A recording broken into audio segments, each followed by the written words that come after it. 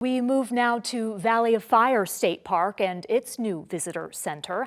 The Moapa Band of Paiutes provided tribal consultation for it, given that its location lies within the tribe's ancestral lands. Designed to educate and inspire, the center has several notable features like a 200-seat outdoor amphitheater and an indoor facility where you can watch an orientation video narrated by William Shatner. A $7 million grant from the Helmsley Charitable Trust, along with a matching $8 million investment from the Conserve Nevada program, made it possible. A hotel and real estate mogul in the 1980s, who the media nicknamed the Queen of Mean, Leona Helmsley and her husband created the Helmsley Charitable Trust and made their grandson, Walter Panzier, one of its trustees. He joins us now. Okay, so mental health, telehealth, and rural health care are your priorities. How does the donation to the Valley of Fire Visitor Center, $7 million, fit into that? Well, that's a good question. It totally fits into it.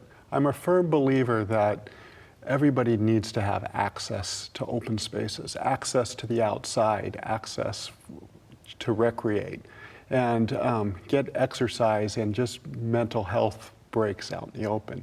So with the opening of the Valley of Fire new visitor center, it allows people to better access their parks, to get out there, to know what opportunities are available at Valley of Fire. That visitor center, old visitor center, was wonderful, but it served its purpose. It was built in the 1950s, back when Las Vegas and the Valley had far less population, and it's so outgrown. And so this new visitor center will serve Nevada for now and probably for many, many decades to come.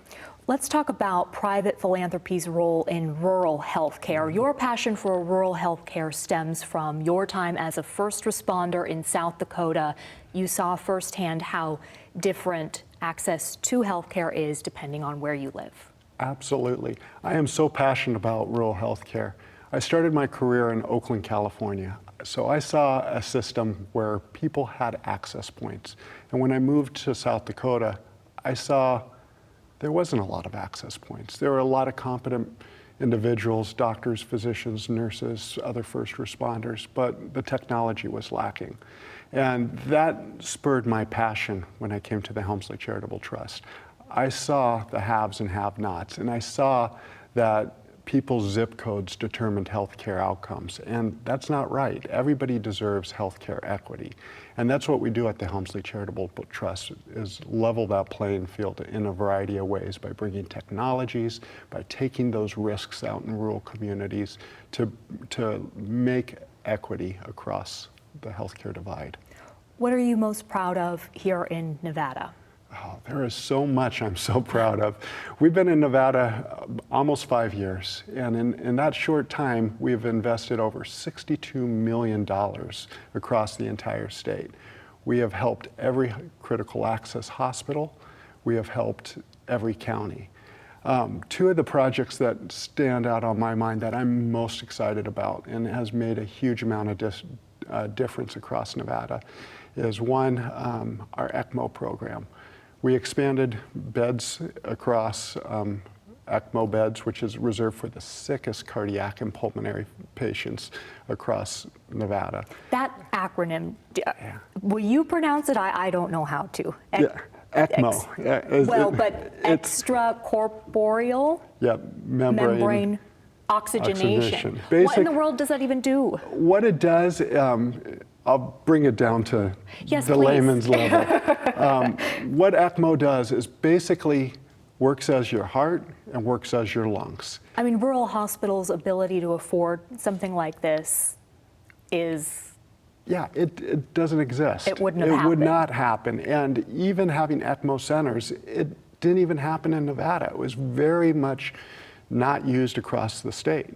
So when we came in and made this investment, we expanded services in Southern Nevada over at UMC for child and adult ECMO, and also ECMO services at Dignity Health at St. Rose.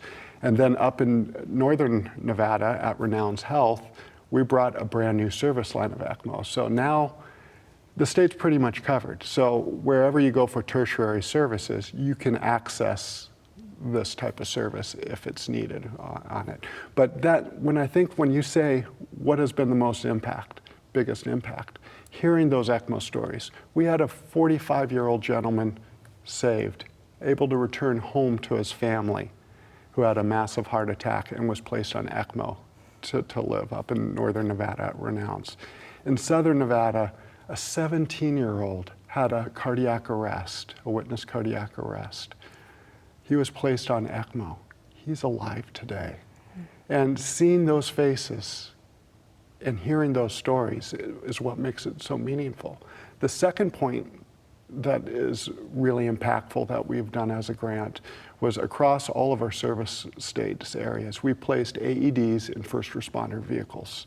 And that's very important. When you talk about an AED, an automatic external defibrillator in first responder cars, what we learned and what we've seen, we have saved over 700 documented saves of people surviving sudden cardiac arrest.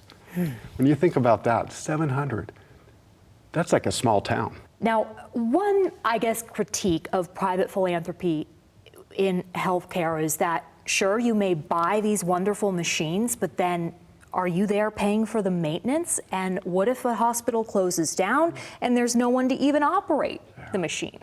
Well, we're very concerned about hospital closures. That's something that can be a reality, but that doesn't keep us from funding these small critical access hospitals. We like to say we don't write checks, that we're long-term partners. So for example, when you say machines and training, we also have a point of care ultrasound initiative that we've done across Nevada. Very important to have point of care ultrasound for diagnostic tools in rural clinics. We've even done it in urban clinics. What does that mean, point of care, for those who don't know? For those that don't know what point of care is, it's a small little ultrasound machine that the physician can just use bedside. They don't have to send you somewhere for a lab or anything. They can do the scan. It's not just for OB. It can be used for cardiac. It can be used for different types of ailments as well. So it's pretty much standard of care. All across southern Nevada, all across Reno, you see these machines in your primary care offices. Not so much in the rural areas and not so much in more of your impoverished areas. So the trust several years ago made a grant to provide point of care ultrasound in lower income clinics, urban clinics, rural hospitals. And we've also partnered with Great Basin College to provide the training, because it's so important to make sure you have the trained stenographers. And so we expanded the training program at Great Basin to provide that training for the new machines that are going all across Nevada.